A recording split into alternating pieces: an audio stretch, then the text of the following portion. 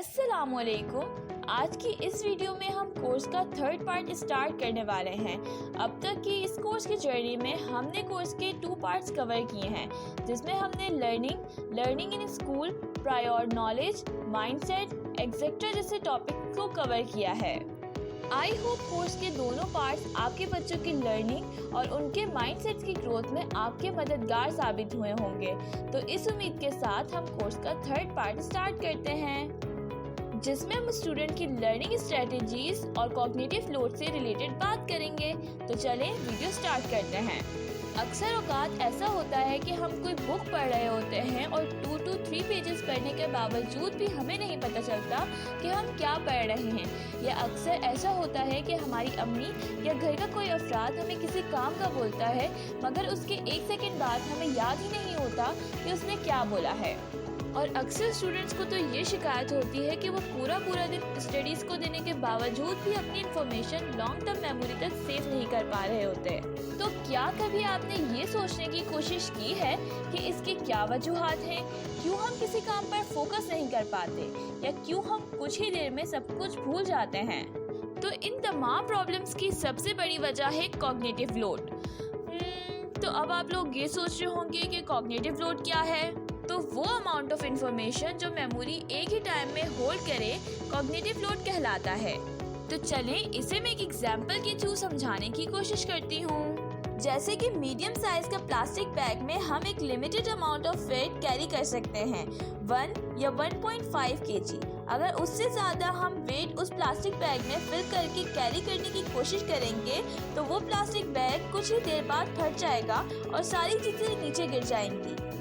इसी तरह अगर हम प्लांट में उसकी अमाउंट से ज़्यादा उसे पानी दे दें तो वो जल के ख़त्म हो जाता है। या इंसान अगर ओवर ईटिंग कर ले तो उसे वॉमिटिंग या डायरिया होना शुरू हो जाता है। तो यही सेम कंडीशन हमारे ब्रेन की भी होती है। जब हम एक ही टाइम में बहुत सारे कामों में इंगेज हो जाते हैं या कंटिन्यूसली स्टडी में लगे रहते हैं तो हमारे ब्रेन में कॉग्निटिव लोड बढ़ जाता है और इंफॉर्मेशन ओवरफिल होने की वजह से फ्लो डाउन होना स्टार्ट हो जाती है।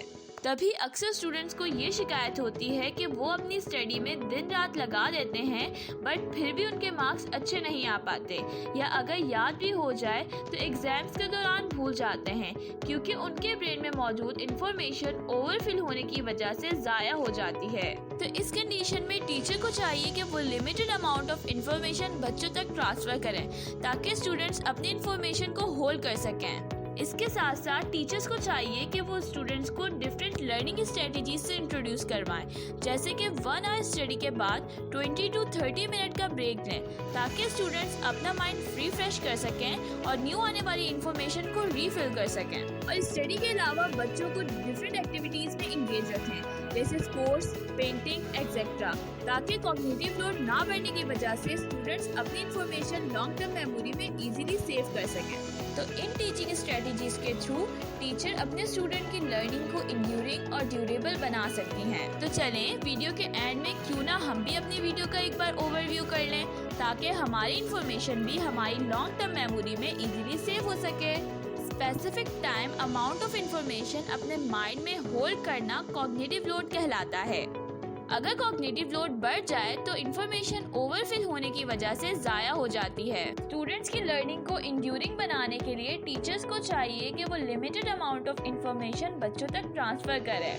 टीचर्स को चाहिए कि वो डिफरेंट लर्निंग स्ट्रेटजीज अपने स्टूडेंट्स पर अप्लाई करें, जैसे कि 1 आवर स्टडीज़ के बाद 2 to 30 मिनट्स का ब्रेक दें, ताकि स्टूडेंट्स अपने माइंड को रिफ्रेश कर सकें और न्यू आने वाली इंफॉर्मेशन को रीफिल कर सकें। स्टडी के साथ साथ स्टूडेंट्स को डिफरेंट एक्टिविटीज़ में भी इंगेज रखें, ताकि स्टूडेंट्स अपना कॉग्निटिव लोड कम करके अपनी लर्निंग को इंड्यूरिंग और ड्यूरेबल बना पाएं।